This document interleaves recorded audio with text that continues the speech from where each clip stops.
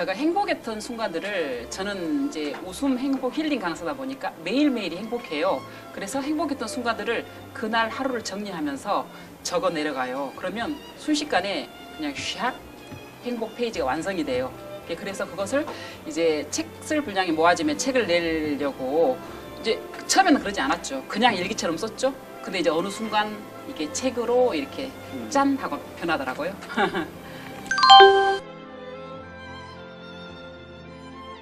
저 같은 경우는 이제 제가 이제 항상 쓰고 다니는 뭐 기업체, 관공서, 교회, 대학, 이제 뭐 대학 CEO 과정 뭐 그런 분들 정말 다양하게 강의를 해요. 참 감사하게도 이제 웃음 강사를 하면 어찌 보면은 그냥 낮은 곳만 다니는 분들도 많아요. 근데 저는 희한하게 참 감사하게 좀 복 있는 사람이라고 저는 항상 생각을 하고 다니거든요. 그러다 보니까 나름대로 이제 좀 웃음 강사들이 정말 이렇게 로망일 수 있는 그런 큰 무대들을 많이 서게 됐어요.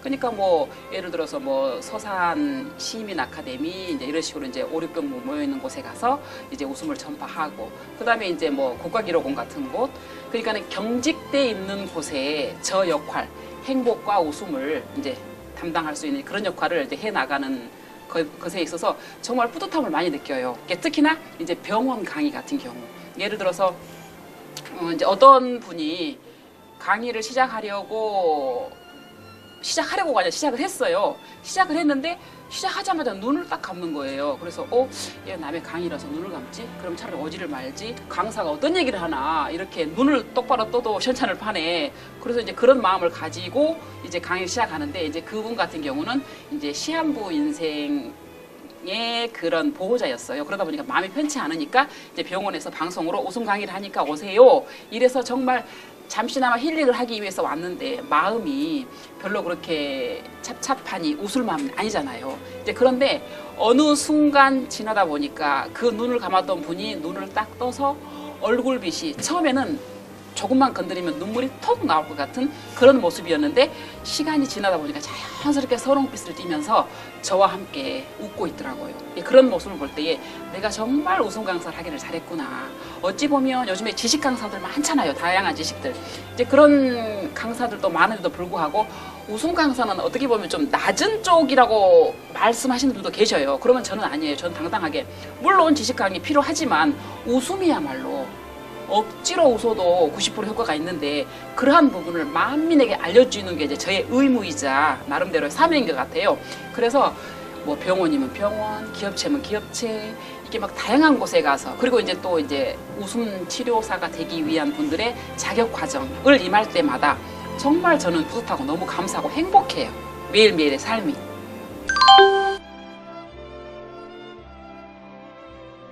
딱 강의에 들어가면 이제 쫙 한번 해봐라. 네, 이런 식으로 바라보시는 분들도 계셔요.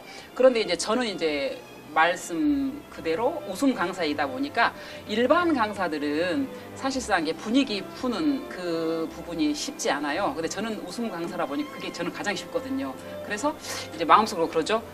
폼 잡고 한번 해봐라 하는 식으로 이제 그게 보여지면 저는 그래. 얼마나 가나 보자.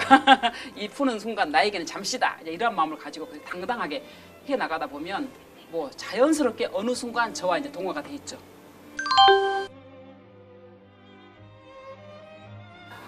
후배가 언니 나 웃음치료사 자격증을 땄다 그러는 거예요. 그러냐? 그러면 언니도 좀 따자. 그러면서 서울에 웃음 자격 과정이 있는데도 불구하고 저는 그때 왜 그랬는지 모르지만 대구까지 가서 그 자격증을 땄어요. 4명이 갔어요. 4명이 자격 과정을 따는데 지금 현재 웃음 강사로 이제 활동하는 사람은 저밖에 없어요. 근데 이제 웃음 자격 과정에 갔는데 너무나도 터무니없는 제가 좀 할 말을 좀 하고 사는 스타일이라 가지고 이제 교수님이 강의하는 모습을 지켜보면서 저 교수님이 웃음 강의를 하는데 내가 정말 나름대로 시간이 흘러서 노름비가 넘치면 나는 저 교수님보다 더 잘할 수 있다. 그게 저도 모르게 욱 생기는 거예요. 그래서 그런 말을 하면 안 되는데 교수님에게 교수님, 이제 자기 소감을 얘기하래요. 끝나고 나서 오늘 어떻게 했냐. 이제 그래서 소감을 얘기하라 해서 교수님 정말 죄송한데요. 이런 말씀 드려도 되나 모르겠는데 제가 시간이 흘러서 웃음 강사 활동을 하게 되면 교수님보다 더 잘할 자신 있습니다. 이러면서 얘기를 했어요. 그래서 이제 지금도 이제 그 분과 연락을 하고 하는데 정말 저에게는 남에게 없는 에너지가 있다 그러더라고요. 이거 내 적성에 맞는 것 같아. 그러면서 이제 한번 뒤졌어요, 인터넷을. 어느 곳에 가면 내가 이걸 이렇게 공부를 할 수 있을까 보니까 일주일에 한 번 공부하는 과정이 있더라고요. 그래서 이제 저는 좀 일관성을 가지고 한다면 하는 스타일이에요. 매주 월요일 꼬박꼬박 가서 1년을 다녔어요. 1년을 다니다 보니까 그 경찰청에서 섭외가 들어오는 거예요. 네, 그래서 이제 자연스럽게 처음부터 경찰청에 가서 강의를 이제 시작함으로 인해서 제가 이제 뭐 웃음 강사의 길에 접어들어서 지금 현재 한 9년째 전국을 웃음바다로 만들어가고 있습니다. 강사가 노상 강의하는 건 쉽지 않아요. 근데 저는 겁이 없나 봐요. 그냥 이게 보면 등치는 조금 있지만은 좀 여성적인 부분이 없지 않아 있어서 겁도 많고 사실은 그러거든요. 내면에는. 그런데 이제 일적인 부분에 대해서는 저거 겁이 없나 봐요. 남들은 남 앞에 서서 그것도 노상에서 하는 건 쉽지 않다고 하는데 저는 어떻게 우연찮게 기회가 돼서 이제 하게 됐는데 너무나도 그냥 편안하게 했어요. 그런데 이제 추운 날도 어떨 때는 발도 얼어가면서 저도 어떻게 그렇게 했는지 열정이었던 것 같아요. 내가 정말 그 사랑하는 그 웃음, 제 웃음과 결혼해서 웃음을 너무 사랑했었나 봐요. 그러다 보니까 일단 노상 강의를 해 나가는데 추울 때에도 불구하고 웃고 싶어서 오시는 분들도 계셨고, 그 다음에 이제 꽃피는 봄이 오잖아요. 그러면 석촌호수가 정말 아름다워요. 벚꽃 피고 할 때에. 그러면 추울 때는 많은 인원이 아니지만은 그 꽃피는 봄이 오면 산책하면서 이렇게 오시는 분들이 정말 많거든요. 그러면은 기하급수적으로 사람들이 불어나요. 그러면 그 많은 대중 앞에서 이렇게 강의를 할 때 보면 멀쩡하게 생겼잖아요. 멀쩡하게 생긴 사람이 이렇게 웃고 저렇게 웃고 막 다양하게 웃는 모습 취하면 어우, 저 여자 왜 저래? 그렇게 좀 이렇게 하면서 지나가는 분들도 계시고, 아니면 와, 저게 뭐지? 하면서 이제 같이 이제 동화되고, 어떤 분들은 그 이제 뭐 암 환자라든지 자기가 정말 웃음이 필요한다든지 그런 분들이 오셔서 정말로 매주를 기다리다 보니까 제가 그 노상 강의를 길게는 안 하고 한 3년 한 것 같아요. 3년 하는 동안에 많은 분들이 저를 기다리기 때문에 안 나갈 수가 없는 거예요. 네, 그런 것들 정말 와서 웃음이 그리워서 그러니까는 한 줄을 사는 거예요. 그때 와서 저와 함께 웃고 이제 저만 이게 저와 같이 웃다 보니까 서로 이제 행복한 삶, 그런 삶을 저로 인해서 이렇게 가능하다는 게 그러한 것들이 사실상 정말 뿌듯한 것 같아요.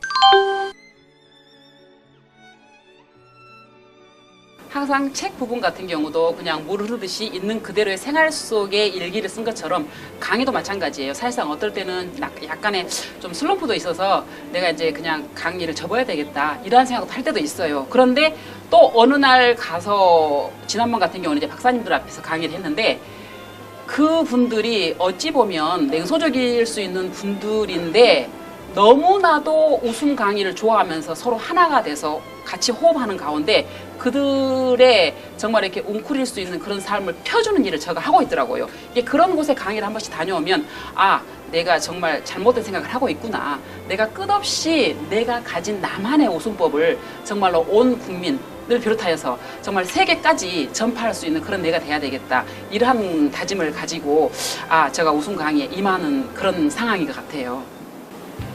최근 들어 가끔 반찬도 사다가 먹는다고 했더니 언니가 난리다. 그래서 나는 그럼 언니는 요즘 뭐 해 드세요? 난 할 게 없던데 하니 요즘 반찬거리가 지천인데 할 게 없다니 하며 봄나물 종류들을 나열해준다.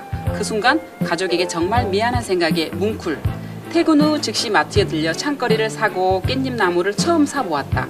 별 양념한 것도 없이 식용유를 살짝 두르고 살짝 볶았을 뿐인데 와, 정말 맛있다. 안 먹을 줄 알았던 아이들도 맛나게 먹는다.